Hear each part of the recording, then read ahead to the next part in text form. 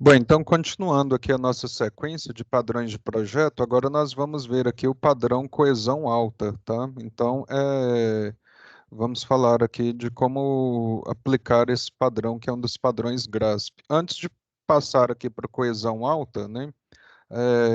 Como nós temos uma sequência lógica aqui nesses padrões de projeto, no padrão anterior de especialista, eu comentei da importância, né, e os benefícios. Eu esqueci de comentar da importância e dos benefícios de se aplicar o padrão especialista.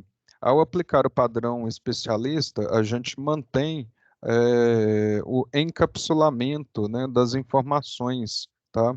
Então, por exemplo, quando eu fiz a escolha aqui de colocar a listagem de alunos e a gravação de dados dos alunos aqui no cadastro de aluno, eu mantive aqui o encapsulamento de informações de ações relacionadas com a tabela aluno, né?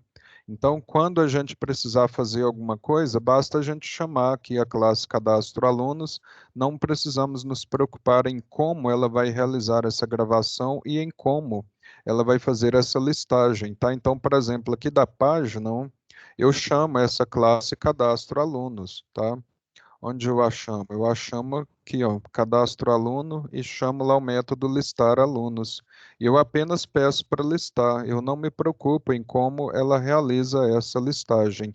Por quê? Porque as ações relacionadas com a listagem de alunos está escondida, está encapsulada. Nesse caso aqui, o ato de esconder é uma coisa boa, porque ele realiza o encapsulamento e assim facilita a compreensão do código por parte do programador aqui que está mexendo no projeto agora. Então, agora sim, vamos sair do padrão especialista e vamos para a coesão alta. Como que a gente mantém uma coesão alta? Primeiro, precisa lembrar o que é coesão, né? Como eu comentei com vocês lá atrás, a coesão ela está relacionada com se aquele objeto faz coisas demais ou se ele só faz as atribuições dele. Então, está relacionado também com a atribuição de responsabilidade. Veja que todos os padrões GRASP sempre estão relacionados, né, com a atribuição de responsabilidade. Então, um objeto, uma classe, ela vai ter uma coesão alta se ela só faz coisas que é de responsabilidade dela. E ela vai ter uma coesão baixa se ela começa a fazer coisas que é de responsabilidade de outras classes, tá? Então, como manter os objetos focados, né? Porque se eu manter um objeto focado, ele vai ficar mais compreensível, vai ficar melhor de entender, vai ficar mais gerenciável, tá?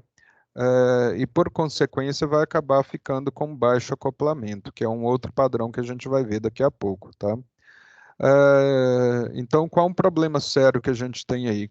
Classes que fazem coisas demais, tarefas demais, que não estão relacionadas entre si, são mais difíceis de entender, mais difíceis de dar manutenção, de reusar, tá? E além disso, elas sempre vão ser mais vulneráveis a mudanças. Qual é a solução, então?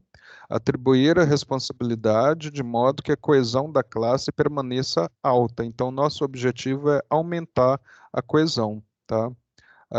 Uma das maneiras, né, de você avaliar aí a coesão, você pode ver, por exemplo, se a classe possui apenas métodos que estão usando seus atributos privados, tá? Se ela não tem método demais, tá? Então, essas são algumas medidas aí a coesão da classe. Então, a coesão é uma medida do quão focada, né, está essa classe, tá? É, Então, eu já expliquei esse slide aqui na aula anterior e agora vamos fazer o exemplo relacionado com o nosso projeto aqui de controle acadêmico. Então, vamos abrir aqui a ideia de programação e aqui é o seguinte, como que a gente aplica o padrão coesão alta? Se eu tenho essa classe aqui, cadastro aluno, que tem atributos relacionados com o aluno, na hora de eu implementar métodos aqui, eu vou implementar apenas métodos que estejam relacionados com essas responsabilidades. Eu poderia aqui implementar um outro método aqui, public void realiza matrícula, né?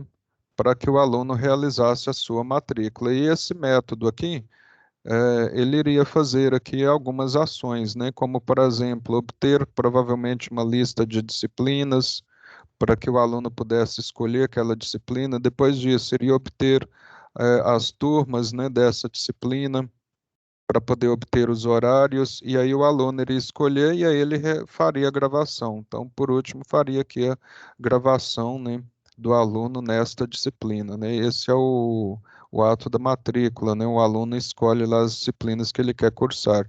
Observa que esse realizar matrícula não tem muito a ver com as demais responsabilidades dessa classe. Embora ele possa até utilizar algum atributo aqui, ele vai utilizar muitas outras coisas relacionadas à disciplina e turma, tá?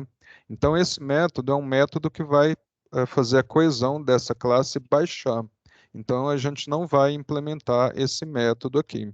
Esse método, realizar matrícula, vai ter que ficar na outra classe aqui, ações matrícula, que são ações relacionadas à matrícula, tá certo? Então, acompanhe para que vocês vejam os vídeos dos demais padrões. Até já.